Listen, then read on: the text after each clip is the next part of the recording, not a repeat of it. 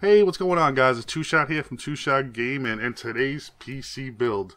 This week is going to be a theme. We're doing Batman Arkham Knight. The game's coming out soon, so I figured I was looking through settings and seeing what they are. NVIDIA got like a nice little ultra system requirements, so this should guarantee us at least 60 frames per second. Like, get that good FPS in there. So we're going to have a little bit of fun with this, so it's more of a like, go for it all almost build. Yes, you could change stuff, make it a lot better, but it's like a mid-range, kind of like a really nice PC with the theme of Batman in mind. At least for me. You know, you guys can make comments, make changes and stuff like that. We're going to do NVIDIA Intel for this one. If you want an AMD build, please let me know and we'll go from there. Real quick, we'll go over the specs. They say you need an i7. i7 that's debatable. You really don't need an i7 to run any kind of game. An i5 will do pretty good. We'll show you that in a little bit.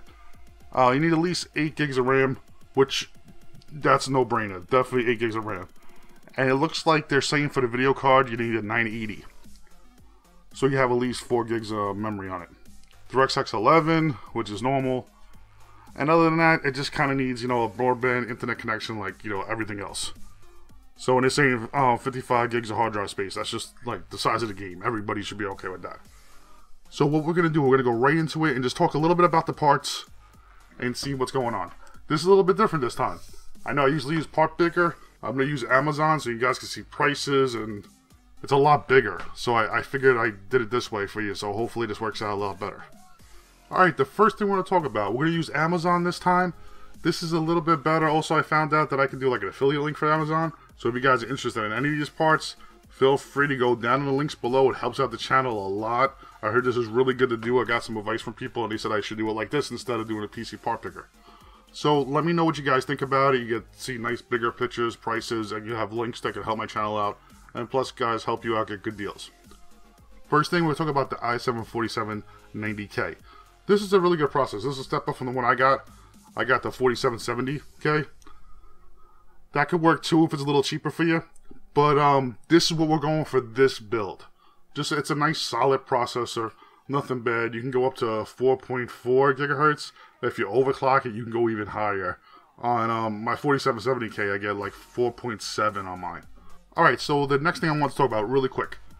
This is the i5-4690K. 3.5 gigahertz, 1150 sockets, so everything will fit the same. They both got the same sockets. It's a lot cheaper. 235 is a lot cheaper there. So you can easily do that. If you don't want to overclock, you can even get it for like another $30 less maybe or something like that. It's pretty cheap if you don't even want to overclock the i5. But I would get the one overclocked so you can boost it a little bit. It's a lot cheaper price from the i7, and you'll do good. So you probably should get the overclocked one, in my opinion, if you're going to go a little cheaper route. Remember, this is the build. Be Quiet is a great cooler.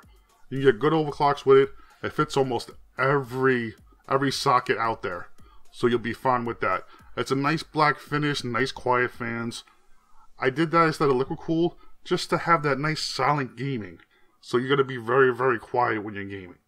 This is a little bit more expensive because we're going for style, so $86, yes, a little bit more.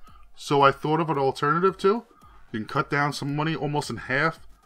Is the Cooler Master Hyper 212. Everybody knows it's kind of like the go-to cooler. It's just a nice cheap cooler. It does great. So you can use that for the i5 or the i7, and the same thing with the Be Quiet. It'll work for both of them. So it's up to you which one you want. You want to save a little money, bring that price down a little bit? We can do that. Alright, next thing we're going to talk about is motherboards. Motherboards, I just picked one. It's not too expensive. You can get cheaper ones out there, get cheaper versions. This is Z97, so it's a really nice, like, good chipset. I'm using that now on my Intel build. So, like, 1150 socket. It got two-way SLI you can do on it. It can hold up to 32 gigs of RAM, which we're not going to need. But what we really wanted was the black and white color scheme on this. Sure, you can cut like 30 bucks off, get something around 100 bucks if you really want to go that low. But it's a pretty good, solid motherboard. Really nothing bad about it. It's got everything you need. Nice, nothing $200, $300, $400. Nothing crazy, just nice and solid and good. Alright, next up is RAM. We got 8 gigs. 8 gigs is really all you need for gaming. You don't need nothing else really at all. If you're doing some serious rendering or streaming or stuff like that, maybe you want to go up to 16. but 8 is good enough. 8 gigs, you get 2 or 4 gig sticks, just so you can take advantage of the dual channel. You always want to do that. It was just a good price for 1866 megahertz. You get that little more, like 1600 would be good if you want to save a little bit of money. The only reason why I picked this RAM, the HyperX Fury, is because it comes in different colors. You can get it in black, blue, red, white, and just to remind you guys, the links are in the description if you want to check this all out. It's a good RAM if you want to go for like color, a little oomph. Sure, you can probably save a little bit of money, but it's great for what it is. Alright, so next up is SSD. 120 gig SSD, went with Kingston. We had the Kingston RAM, we go with the Kingston SSD. I don't know, it's an easy pick. They're really cheap. You got a couple of choices. If you want to go to 240, it's only 96. If you want to go really cheap, if you're just going to be playing games, not putting nothing else but pretty much an operating system and whatever you got for Steam on there, 60 gigs will be good, but I would at least, for me, I would at least go 120. If you're going to be doing anything else, go at least 240. So it's just like, you know, you just have that room. If you're going to record or anything like that, you'll be totally fine. And this would be easy if you go with the higher end options to record with. Alright, so now where are we going to store these games? This is up to you guys, how much you use and how many games you have. A 1 terabyte WD Black, you really can't go wrong. I've been using that for years. And I just bought it. Look, it says right here, I don't even know it says this. It says I just bought one on 2004. I bought a 1 terabyte from my other build that I was planning on, like, just putting games on. I think I got it like half full. If you split it up and put like the mass storage of the games on a terabyte, I think I got like 47 games and I'm like maybe halfway full, something like that in that area. So if you got a lot of games, maybe you want to go with 2 terabytes just so it has enough room. If you're like constantly buying games and putting games on there, just to make sure. But you should be fine with 1 terabyte for a while. You can always upgrade later and then just copy the drive. Alright, so the big thing, the video card. They said they need a 980. These are really just solid video cards. And what I like about EVGA is they have that step-up program that if they come out with a different card and like 3 months, I think it's 3 months, around 90 days, like whatever it exactly is, they give you the price of that card. Say you buy this card for $540 and the next card's $600. You just pay the difference. You pay $56 or $55 and a penny. And you get that new card within the 90 days. So that's pretty cool. So if they come up with an upgraded version, you're only down by a little bit. If you want to go crazy, 980 Ti just dropped. The good thing about that, that's going to make these cards that are like $540, something like that, they're all going to come down in price. So you're going to save about 50 bucks on them. So they're gonna, like, this card's going to be cut a little bit to maybe like 500, something like that, when these cards start coming out, these Ti cards coming out. Because they're a beast of a card, it looks like right now.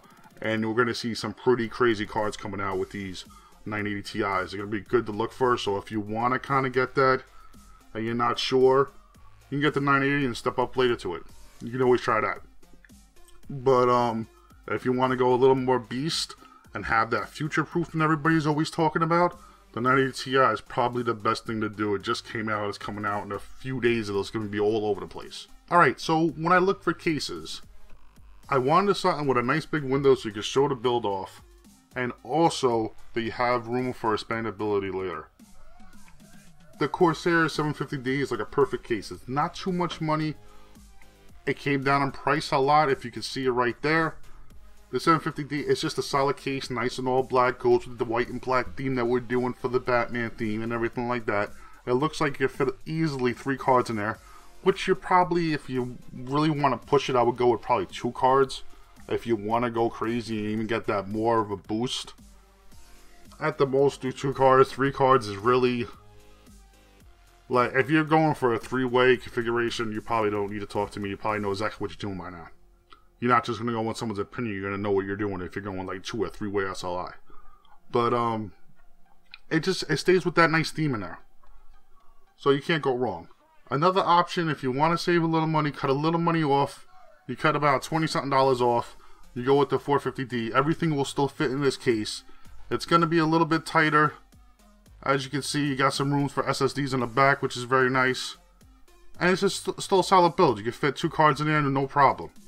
And you got plenty of room for a nice long graphics card, and you got some hard drive spaces. If you want to even put a disk drive in there, you can put that in there. It doesn't even matter, right? But it's a nice tight build. It looks good stuff. And last thing, well, just about the last thing we're going to talk about is power supplies. I got the EVGA power supply. It's really nice. There's something I want to do with this, so I kind of picked this out. You can go with other ones. Just go with a good brand. Make sure it's gold rated. Make sure it's got the good Japanese capacitors that's going to last long. Make sure there's no crappy capacitors in there that's going to pop and make any kind of problems with your power supply. That could take out half of your computer. Everybody tells you that. It's true. If it happens, you're going to be kicking yourself, and they're not really that expensive. With this build, you could probably go easy with, like, say, like a 550, 650. I like to kind of, I don't want, like say, like future-proof. A 750, it's a good price. If you want to, I would say, maybe a 650. If you want to go down a little bit. But if you want to get that other card in there, you're probably better getting at least a 750, even an 850, because I just like having that extra power. The one I got now is an 850. So if I'm going to eventually put at least SLI in my rig, I have more than enough space. It's just something that, I know you don't want to overbuy, but you don't want to underbuy either, because like you say, you're spending about $100 or $80 or so, you don't want to spend that again. For like another $20, you could have got something that is like perfect for you. Alright, but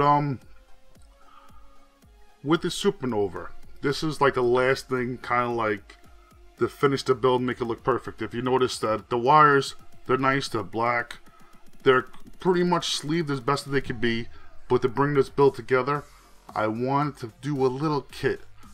The EVGA got these kits, yes, they're pretty expensive, but they're fully sleeved. The power supplies are all modules, so it kind of works out great. They look good. I've got a kit that I'm going to use on one of these. That's why I have the EVGA's power supply. So, once again, guys, thank you so much for watching. All the links are in the description if you're interested in anything like this. Thank you. It helps out the channel if you do use the links. And for the last thing, this is a for fun build. So please be gentle in the comments. Just have a good time. Tell me what you guys think. If you like these kind of builds, we can do more. Give me themes that you want to do, and I'll try to set something up for fun. And we'll just put them out, and if new games come out, we'll try to build a PC according to that theme, if you would like something like that. Alright, don't forget to like, comment, and subscribe. Until next time, peace!